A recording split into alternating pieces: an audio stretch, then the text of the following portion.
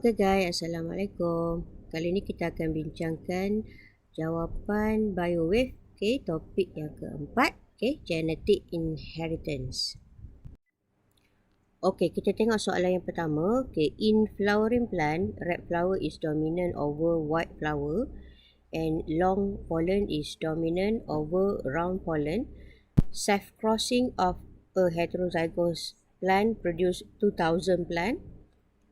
And how many of this plant have white flower and long pollen? Alright. So kalau kita tengok daripada soalan ni, dia adalah dihybrid, right?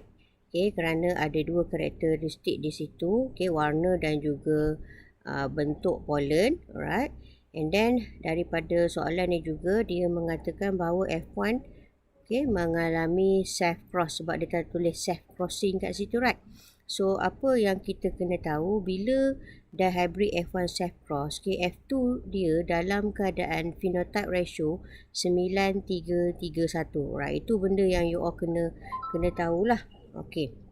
So daripada 16 possible offspring yang terhasil, macam mana yang saya katakan 16 tadi, 9 tambah 3 tambah 3 tambah 1, 16, right? 9 keberangkaian mempunyai phenotype red long, 3 red round, 3 white long and 1 white round, right? Okay, dan kita kena ingat populasi tumbuhan ni adalah 2000. Okay, so soalan dia minta kita kira how many of this plant have white flower and long pollen. So kalau kita tengok kat sini, white flower and long pollen adalah ini kan, dalam nisbah 3 daripada 16 keberangkaian anak yang terhasil ataupun offspring yang terhasil. Alright.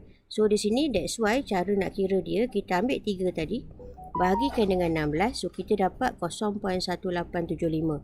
Sebab kita nak cari bilangan, so kita darabkan dengan populasi 2000, so kita dapat bilangan anak dalam keadaan white and long pollen adalah 375. So kalau kita tengok kat sini, 375 adalah C jawapan dia. Okay, soalan seterusnya. Two parents each of blood group B have a son of blood group O. What is the probability that their next child will be a girl who has blood group O? Right. Okay, so dalam keadaan ni, daripada soalan tu menyatakan bahawa mak dan ayah dia, means parents tu, mempunyai darah group B. And then dia mempunyai anak lelaki yang berdarah O, dan soalan minta kita nyatakan probability anak seterusnya yang akan mempunyai blood group O, right? So sebelum tu you all kena ingat semulalah, regarding to the ABO blood group, kita ada blood group A, kita ada blood group B, kita ada blood group AB, kita ada blood group O, dan dia punya genotype. Kalau untuk blood group A, kita ada IA, tengok writing dia, dan juga ataupun IO. Kalau group B, kita ada IB ataupun IO pun akan memberikan blood group B. Manakala untuk blood group AB, dia punya genotype adalah IB. Manakala untuk individu blood group O, dia mempunyai genotype IO. Dan you all kena ingat, IA dan IB itu adalah dominant, berbanding dengan IO, recessive allele, right? So kalau dalam soalan tu dia kata anak dia tu berdarah O, apa yang kita kena andaikan, parent dia tu mestilah mempunyai allele recessive. In this cases, allele recessive dia adalah IO ni, right? Maknanya walaupun dia kata parents tu berdarah B, tidak mungkin parent dia mempunyai genotype IB macam ni. Mesti parent dia mempunyai genotype IO macam ni. Sebab kalau genotype parents tu adalah IB, keberangkaian untuk dia memberikan recessive allele, in this cases IO kepada anak dia tu is tak ada kan. So macam mana anak IO nak terhasil kalau parents dia tu dalam keadaan IB. So that's why confirm kedua-dua parent dia tu mempunyai genotype IB-IO. Right, seperti ini. So dan kita tahu gamet yang kita boleh dapat daripada parents berdarah B ni adalah IB, IO, IB dan juga IO, right? Dan bila kita fertilize kan, kita akan dapat IB. Ni darah B, IB-IO pun ni darah B, IB-IO pun berdarah B, dan nampak ada seorang ataupun ada satu keberangkalian anak dia akan berdarah O. So in these cases keberangkalian untuk melahirkan anak adalah 4. Tapi daripada 4 keberangkalian tu, satu daripada 4 akan mempunyai keberangkalian mempunyai darah O. So that's why untuk kira what we call the probability of next child dia, tak kisahlah sebenarnya anak lelaki ataupun anak perempuan yang mempunyai darah O adalah 1/4. So bila kita kira 1/4 tu, kita akan dapat 0.25. So in this cases jawapan dia inilah C. Alright. Kita tengok soalan yang seterusnya.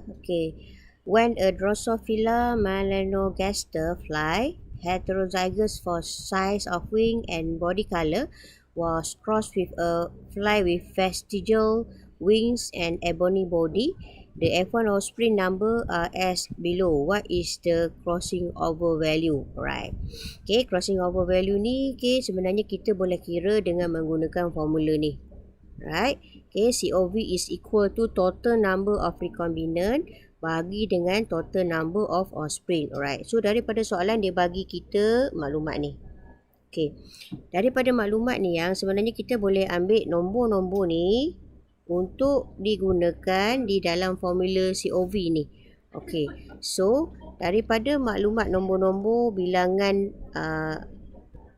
phenotype keempat-empat ni, so kita tahu bilangan 88 dan 75 ni yang kita nampak dalam number yang kecil itu sebenarnya merujuk kepada number recombinant. Sebab 752 dengan 680 ni nilai dia sangat jauh berbeza, lebih besar kan daripada 88 dengan 75. Ini sebenarnya adalah phenotype parentals. Right. So bila kita dah kenal pasti 88 dengan 75 tu adalah number of recombinant, so kita just masukkan what we call nilai-nilai ni ke dalam formula ni. Contoh COV equal to 88 tambah 75 kan. Alright. Dan bahagi total number of offspring, maksudnya kita tambah ke semua ni. 752 tambah 88 tambah 75 tambah 680. Right. So you all akan dapat 0.102. Right. Then kita kena darab dengan 100 kan, sebab kita nak cari, kalau kita tengok jawapan dia dalam peratus, so kita akan dapat 1.2%.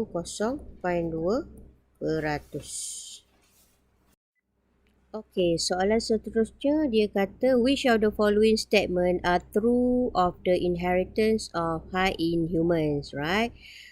So statement pertama dia kata the inheritance could result in bell-shaped curve, right? 2, the inheritance of the characters are polygenic. 3, the inheritance of the characters is controlled by a series of multiple alleles. 4, 1 or 2 gene loci are involved. Alright. So in these cases, yes, height, body weight adalah antara karakteristik yang melengkapi keadaan polygenic condition ni. That's why statement yang kedua ni adalah betul. Alright, and then bila kita lihat keadaan polygenik ni, okay, dia akan memberikan kepelbagaian phenotype hasil daripada gabungan multiple genes. Ingat, okay, polygenes ni adalah melibatkan banyak genes.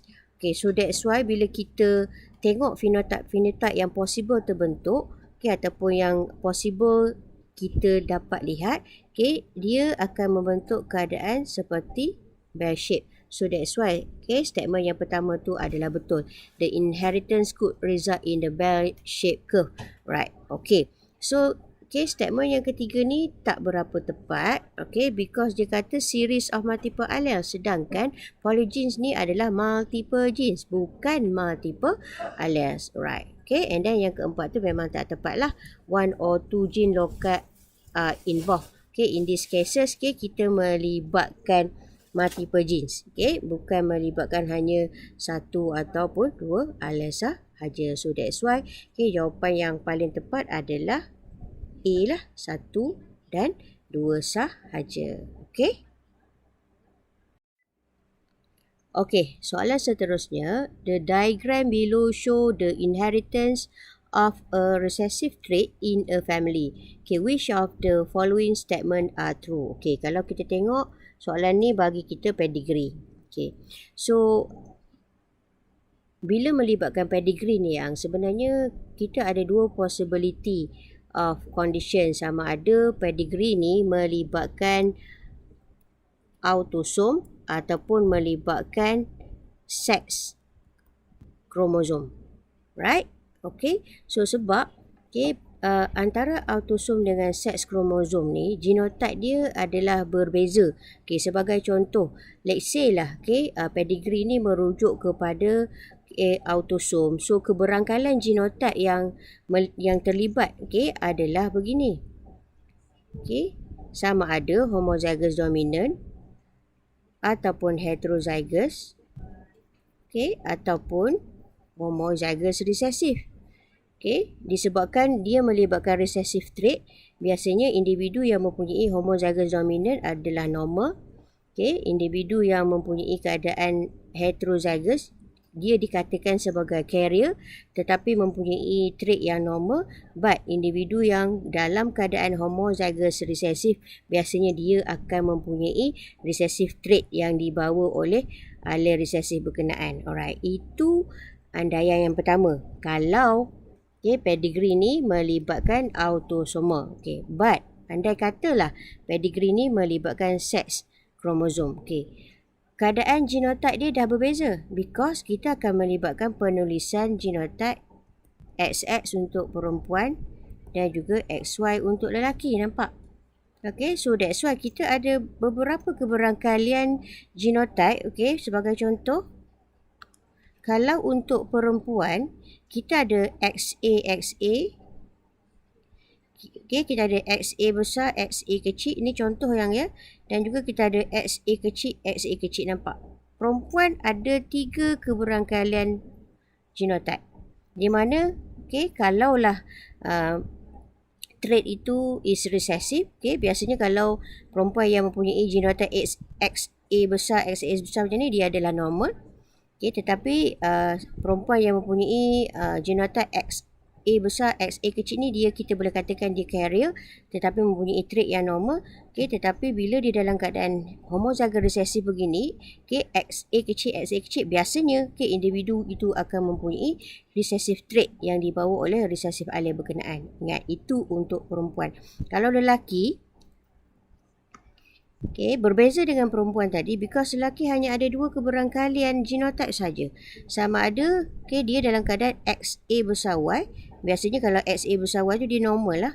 Okay, dan ataupun dia XA kecil Y. So dia mempunyai okay, recessive trait, okay, yang dibawa oleh recessive allele berkenaan. Right, so kalau kita tengok kat sini, okay, lelaki tidak ada keadaan carrier. Right. So, itu 2 andaian yang boleh melibatkan pedigree. So, sekarang kita nak tengok balik pedigree kita tadi. Okay. Dengan andaian-andaian yang kita dah tahu tadi, macam mana kita nak guess, okay, sama ada pedigree ni, okay, melibatkan autosom ataupun seks kromosom, right? Kita akan tengok di sini. Okey, apa yang kita boleh nampak dekat bahagian yang saya tandakan tu, kedua-dua kebarangkalian anak dia, sama ada perempuan ataupun lelaki ni, mempunyai recessive trait. Kerana kita dapati anak perempuan dia diwarnakan gelap macam tu. So warna gelap pada bulat itu menandakan bahawa anak dia tu mempunyai recessive trait. Dan anak lelaki dia juga, lelaki ingat dalam bentuk kotak ni pun diwarnakan gelap macam tu. So menunjukkan bahawa anak lelaki dia tu juga mempunyai recessive trait. Right. Okay.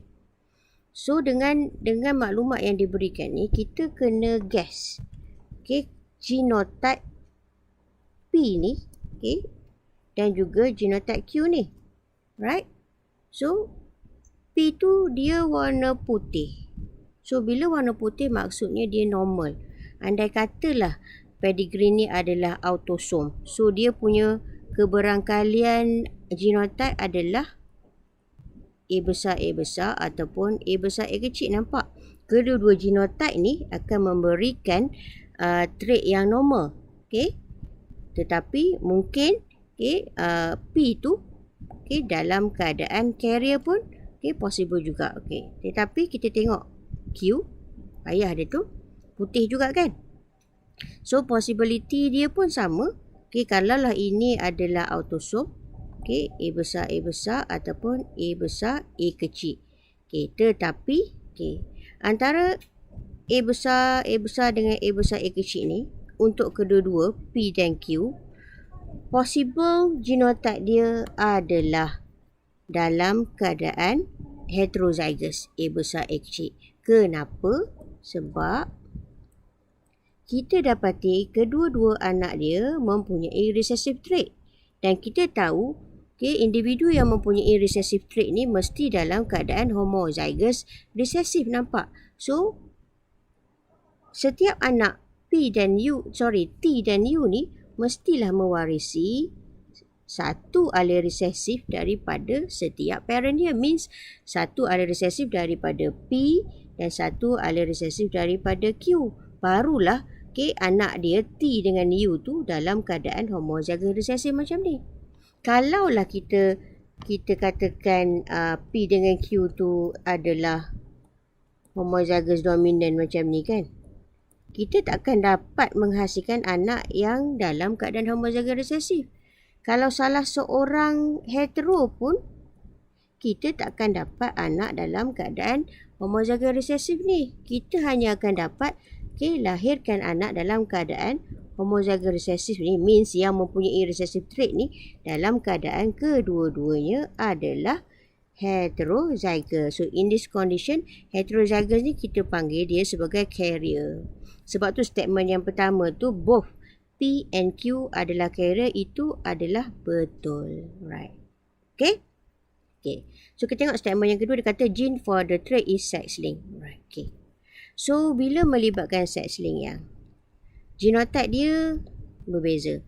Untuk perempuan, dalam keadaan perempuan yang putih macam ni, dia mungkin genotype dia begini, ataupun genotype dia XA besar, XA kecil. Dua-dua memberikan normal trait, tetapi genotype ini kita katakan dia carrier. Tetapi kalau lelaki, dia hanya ada dua kebarangkalian, sama ada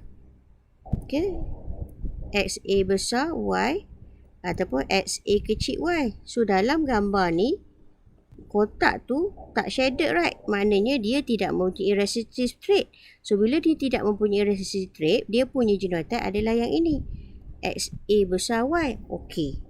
Kalaulah kita katakan kita dah tahu ayah dia tu adalah XA besar Y, mak dia tu kita ambil lah XA besar, SA kecil, right? Boleh tak kita dapat anak lelaki ataupun perempuan ni yang mempunyai recessive trait? Tak boleh kan? Sebab ayah dia ni tidak mempunyai ataupun tidak membawa Okay, recessive allele yang boleh menyebabkan anak-anak dia mempunyai recessive trait. Okay, maknanya berada dalam keadaan begini, untuk lelaki ataupun begini untuk perempuan. Right, so that's why di sini kita buktikan bahawa pedigree ni bukan melibatkan sex link, tetapi dia melibatkan autosom. Okay, so 2 tu salah.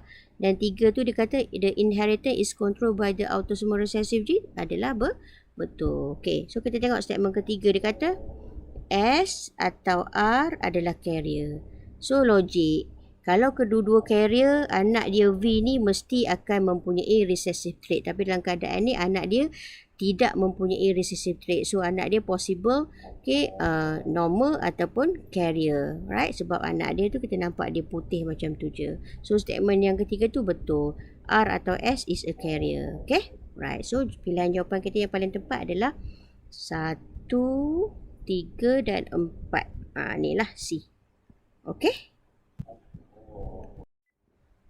Okay, soalan seterusnya. In the figure below, what account for the green pea seed in the F2 generation? Right, okay.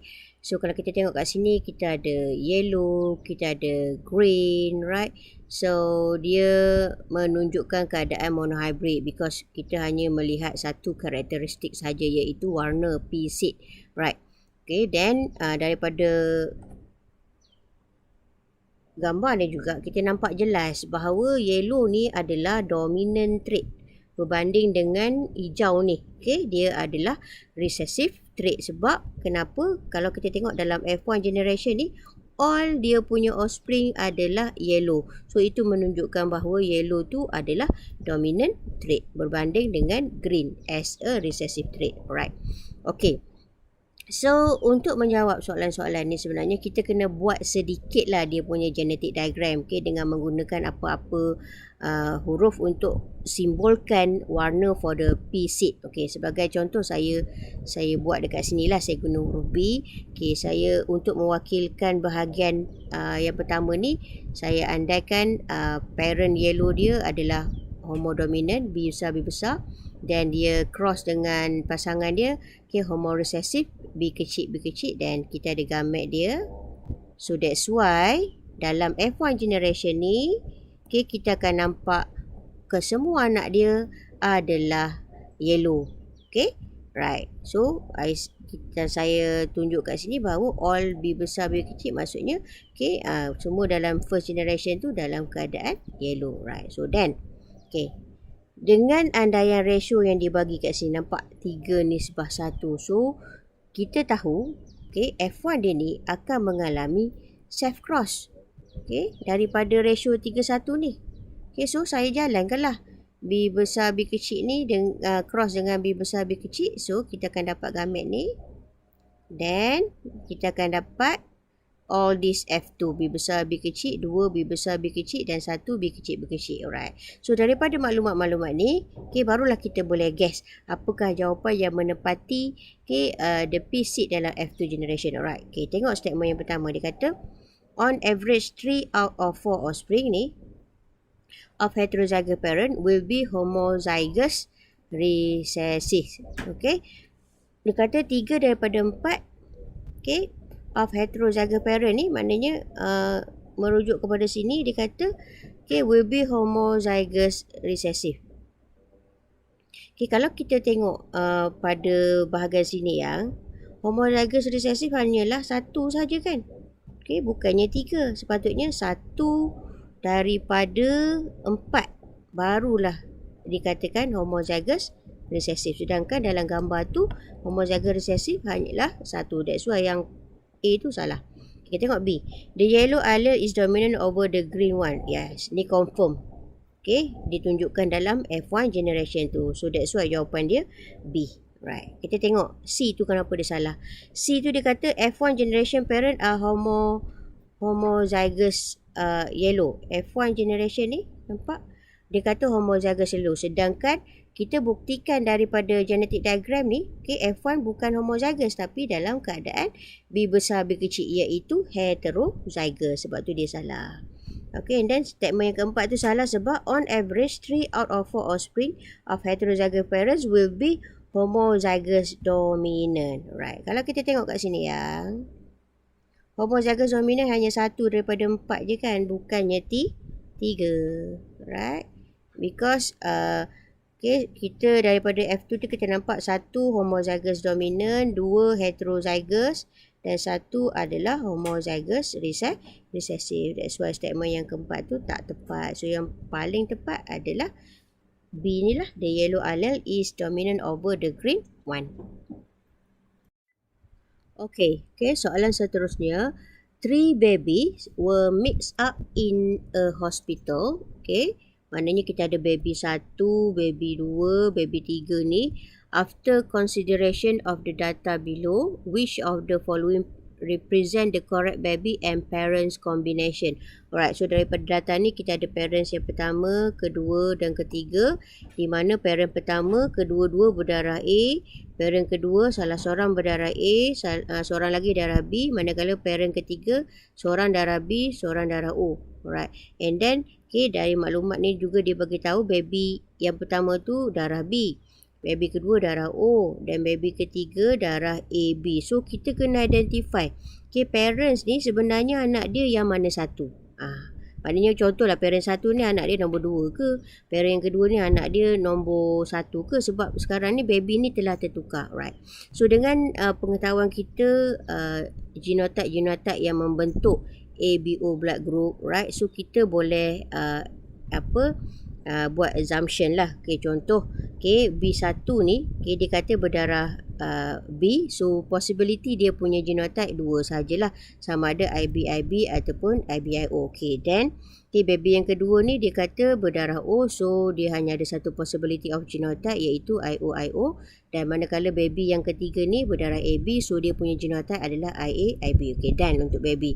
Okay, then dia kata parent pula, parent 1 dia kata berdarah berdarah A. So dua possibility dia punya genotype, okay, sama ada IAIA ataupun IAIO. Okay, sama ada dua-dua IAIA ataupun salah satu IA, seorang lagi IAIO, ataupun sebaliknya kedua-dua IAIO. Okay, but we don't know. Okay, dan parent kedua dia kata berdarah A dan B pun sama, so dia ada dua keberangkalan lah untuk okay, parents yang berdarah A sama ada IAIA ataupun IAIO, manakala parent berdarah B, okay, sama ada dia genotype dia IBIB ataupun IBIO. Alright, but when we go to the parent yang ketiga, okay, so dia ada dua keberangkalan juga. Kalau untuk parents yang berdarah B tu sama ada IBIB ataupun IBIO, dan parent yang berdarah O tu, okay, satu je lah possibility genotype dia iaitu IOIO. Right. So okey, dari andaian-andaian yang kita tahu tadi, so kita kena matchkan parent 1, 2, 3 ni dengan baby 1, 2, 3. Alright. So kita kena tengok satu persatu. Sebagai contoh, okay, parent yang pertama ni dia kata anak dia, okay, yang pertama ni mempunyai darah B. Kalau tengok logik, okay, confirm baby 1 tu bukan anak parent yang pertama tu, sebab parent pertama tu kedua-dua berdarah A. Mana mungkin dia boleh melahirkan anak berdarah B. Okey, tu dah satu. Okey, silap. Okey, kita tengok pasangan kedua ni. Okey, pasangan kedua ni dia kata dia berdarah A dan B, dan anak dia baby yang kedua tu berdarah O. Kalau kita tengok logik, mungkin baby kedua tu anak dia, sebab mungkin pasangan ni dia mempunyai genotype IAIO dan juga IBIO. So dia ada allele recessive IO ni kan, so dia boleh melahirkan anak, okay, berdarah O, okay, yang mempunyai genotype IOIO, tapi tak confirm lagi. Okay, kita tengok pula pasangan ketiga ni. Pasangan ketiga ni dia kata baby dia yang ketiga berdarah AB. Yang ni lagilah tak mungkin berlaku, sebab pasangan ni berdarah B dengan berdarah O. Mana datangnya alel A ni untuk menjadikan anak dia tu berdarah AB? So maknanya pasangan 3 tu anak dia dah silap. Sepatutnya bukan anak ataupun bukan baby yang ketiga yang mempunyai darah AB. Alright. So kita tengok mana yang paling logik anak dia. Okay. Kalau kita tengok baby yang pertama ni berdarah B kan. Okay. So pasangan yang mempunyai alel B, okay, adalah pasangan yang ketiga ni.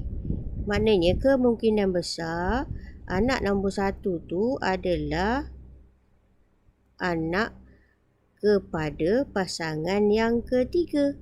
Right ni, anak nombor 1 ni adalah anak pasangan yang ketiga. Manakala, okay, baby nombor 3 ni sebab nampak darah dia tu jenis AB kan, adalah anak kepada pasangan yang kedua ni. Sebab nampak pasangan kedua ni dia ada alel A, dia ada alel B. So bolehlah, possible lah anak dia berdarah AB. Sebab kalau kita nak kata anak ketiga tu anak pasangan satu, mana boleh, sebab pasangan satu tu hanya berdarah A. Okay, takkan wujudnya alel B untuk menjadikan anak dia berdarah AB. Right, tetapi pasangan yang pertama ni possible mempunyai anak berdarah O, means baby yang nombor 2 tu. Sebab kalaulah dia punya genotype AIO, okay, dia ada alel resesif IO ni, right? So dia pun boleh melahirkan anak yang mempunyai darah O, IO. So okay, paling logiknya begitulah. Okay, pasangan pertama anak dia adalah baby yang kedua. Pasangan yang kedua, okay, baby yang ketiga. Dan pasangan yang ketiga tu, okay, baby dia adalah, okay, anak yang pertama. Okay, so yang paling tepat adalah C ni lah. Okay. Okay, kita tengok soalan seterusnya. Okay, in a particular plant, leaf color is controlled by gene D. Okay, dia kata, okay, kita ada gene D mengawal leaf color. Okay, di mana plant with the dominant allele D, okay, akan mempunyai warna dark green. Manakala yang mempunyai allele recessive D, okay, right, dia mempunyai warna light green, right. Okay, so okay, and plant with the homozygous recessive dikecil genotype have light green leaf. Okay, a true breeding, dia kata dark leaf plant is crossed with a light leaf one and the F1 offspring allowed to self-pollinate.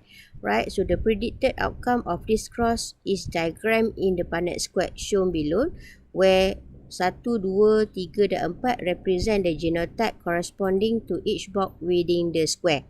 Right, so dia bagi kita kotak ni, kita bagi kita maklumat kat bawah ni. Right, okay, soalan dia, which of the box mark 1 to 4 correspond to plant with dark leaf, heterozygous genotype and plant with a true breeding. Right, so maknanya kita kena, okay, identify genotype untuk 1, 2, 3, 4.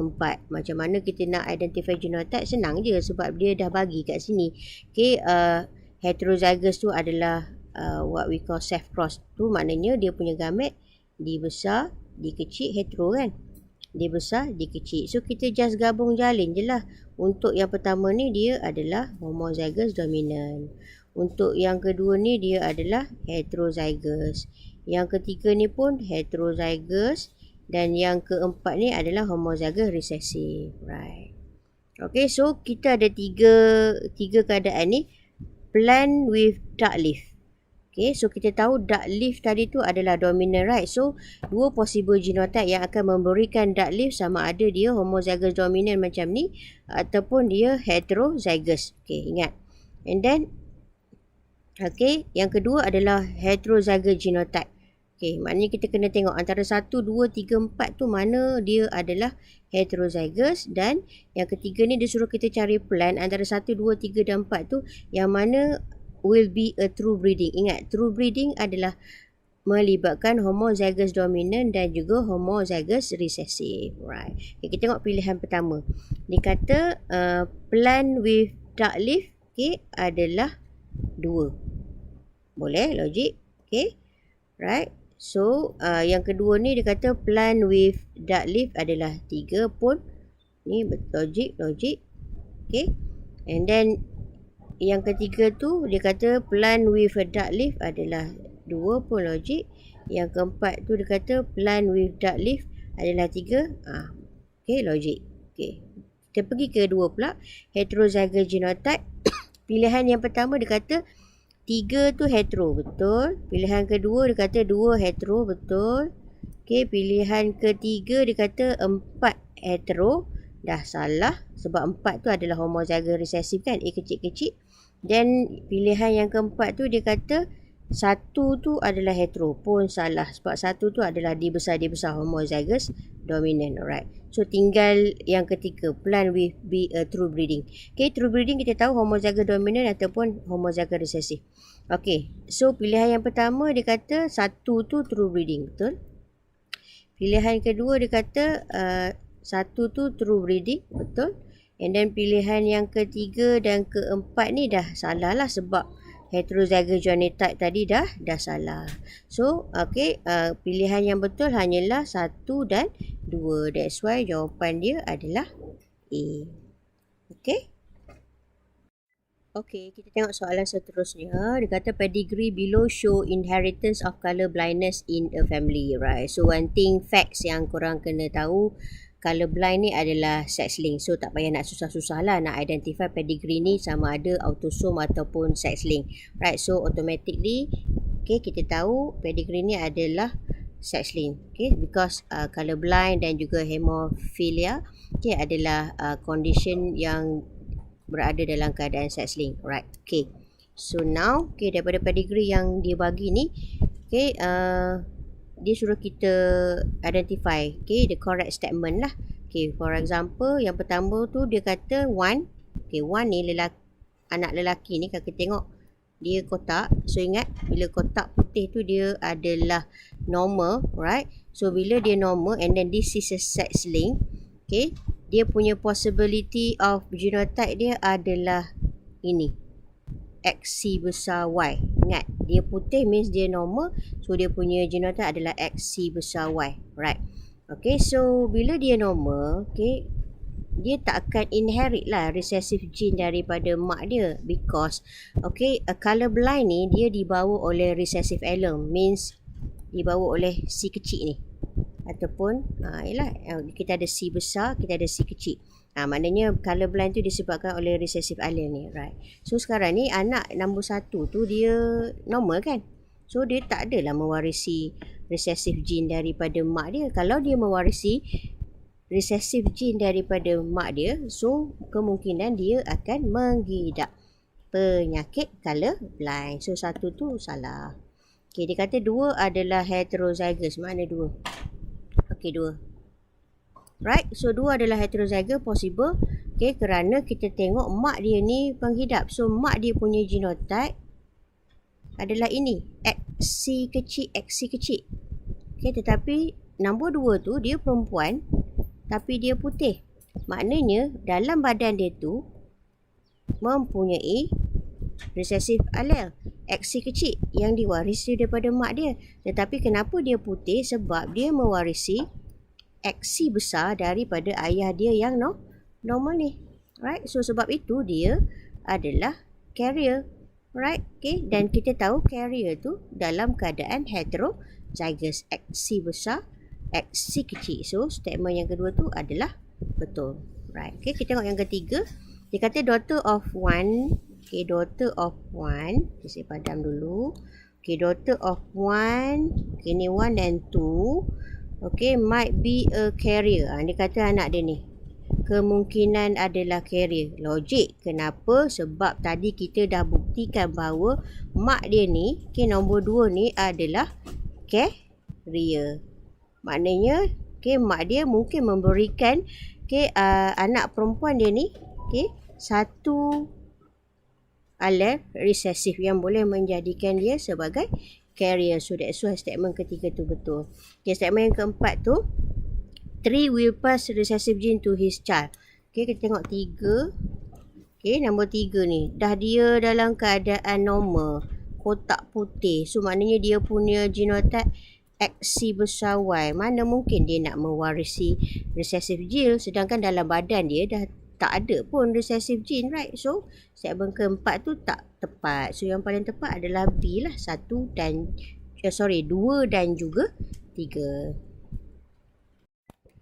Okay, kita tengok soalan yang terakhir. Okay, researcher have construct a genetic map of the chromosome of Schistosoma mansoni, a parasitic blood flux that cause chronic illness in human. Some of the gene on chromosome 5 and the distance between them are shown in the table below. Maknanya, okay, kalau daripada table ni kita tengok ada gene yang pertama, gene kedua, ketiga dan juga gene yang keempat.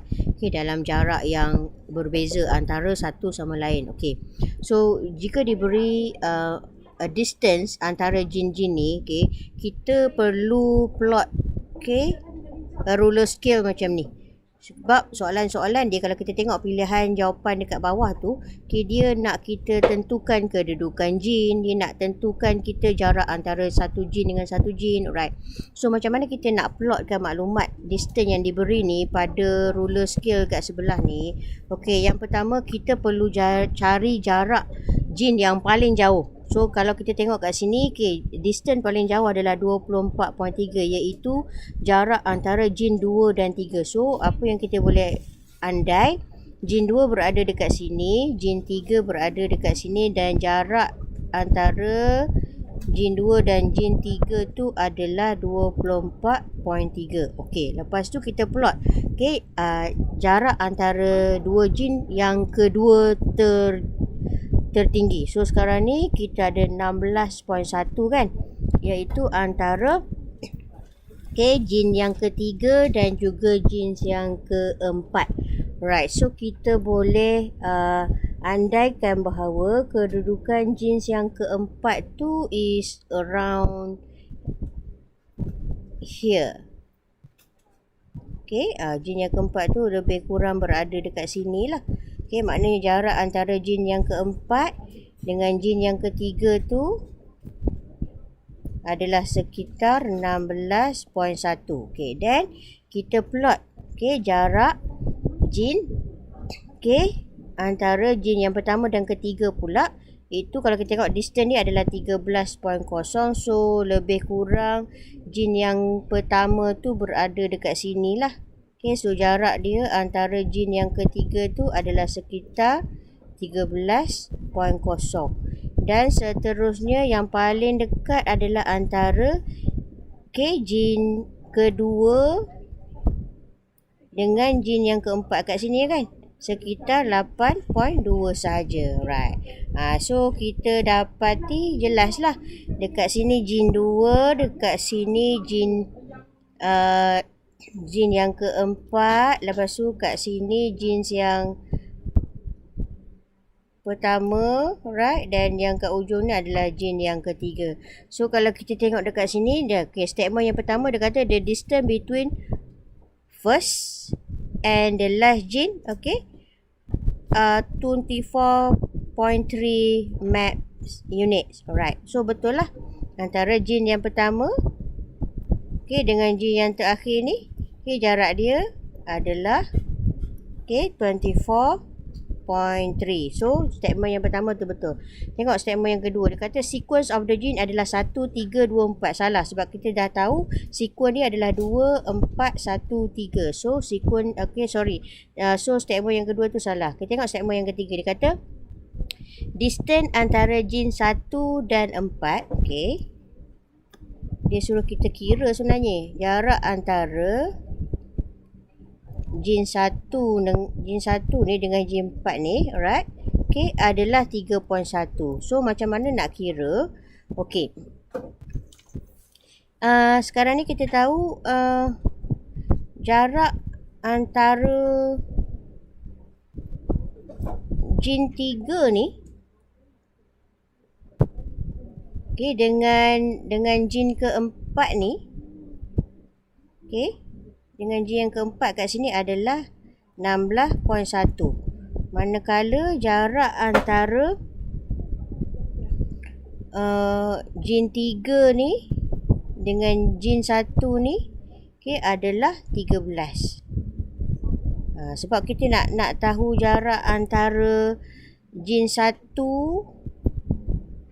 okay, dengan jin 4 kan. Kita nak tahu jarak kat sini. Kita nak tahu kat sini berapa jarak antara jin 1 dengan jin 4. So kita tolak lah. 16.1 tolak 13.0. Okay, so kita akan dapat 3.1. So statement yang ketiga tu betul. Alright, okay. Tengok statement yang keempat pula. Dia kata distance antara jin 1 dan 2. Okay.